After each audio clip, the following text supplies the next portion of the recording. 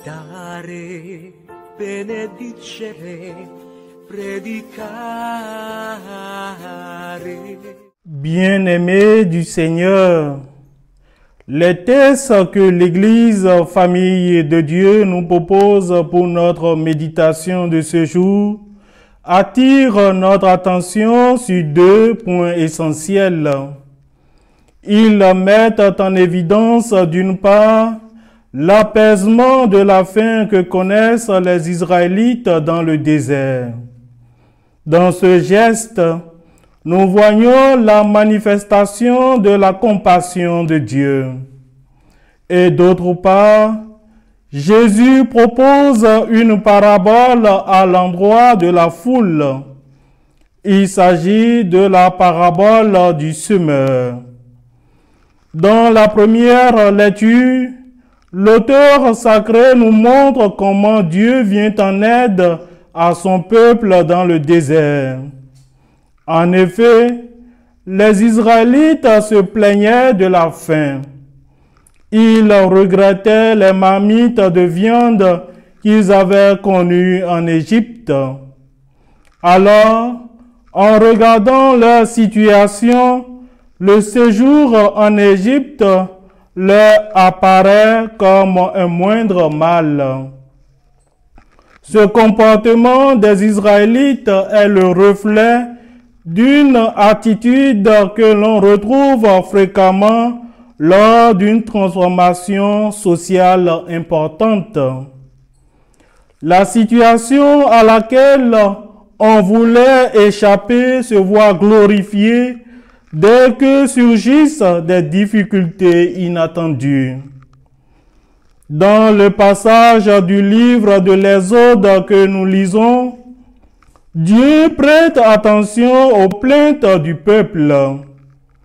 À l'instar de la pluie qui arrose et fertilise la terre, Dieu annonce à Moïse qu'il fera pleuvoir du pain depuis le ciel. À travers ce geste du don de la manne, nous voyons la manifestation de la parole libératrice et la révélation de la gloire de Dieu.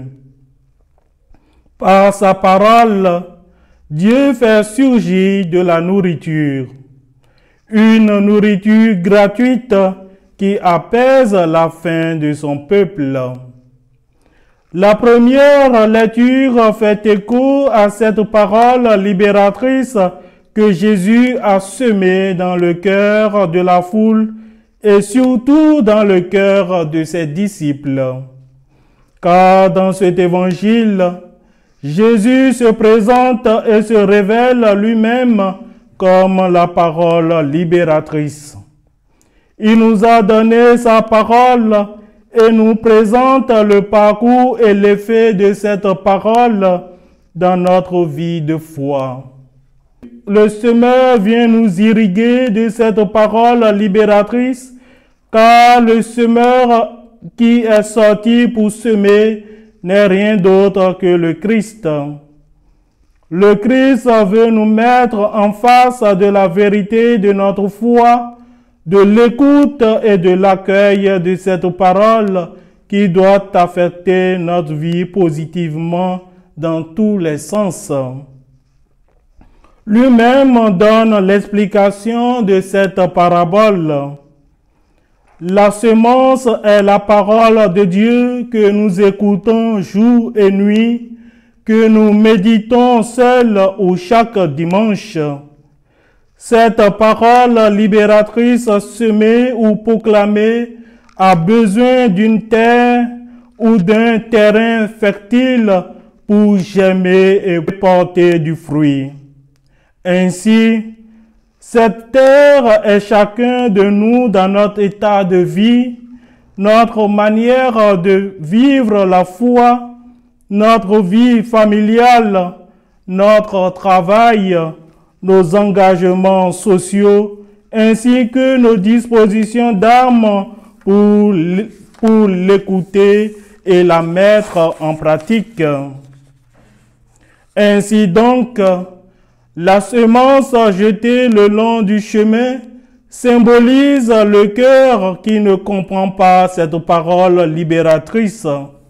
Manque-t-il d'intelligence? Non, mais son cœur est comme un chemin dur parce que tout le monde y passe. Tel est le cœur de ceux qui sont préoccupés par tant de choses, sans aucune place pour les choses de Dieu. Vient ensuite ceux qui sont semés dans les épines.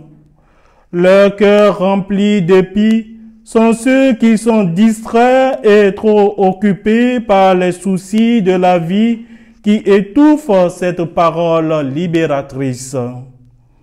Les endroits rocailleux représentent ceux qui, au contraire, reçoivent la parole avec joie. Ils sont disposés à écouter car elle est agréable à leur sens. Alors, on prend de bonnes résolutions sur le moment.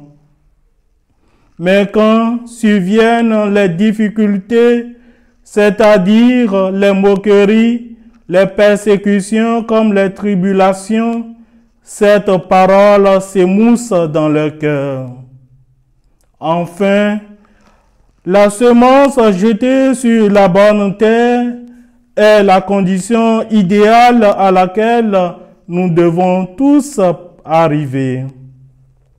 Car un sol qui n'est pas en dehors du chemin, qui n'est pas rocailleux, qui n'est pas couvert d'épines, est une bonne terre, et si l'on y sème, elle donne du fruit. Le fruit est la manifestation de cette parole libératrice dans la vie des croyants. Seul ce fruit-là est agréable à Dieu et demeure pour l'éternité. Puissions-nous porter des fruits, pas seulement 30, ni 60, mais 100 et plus, aujourd'hui, demain et dans les siècles des siècles. Amen.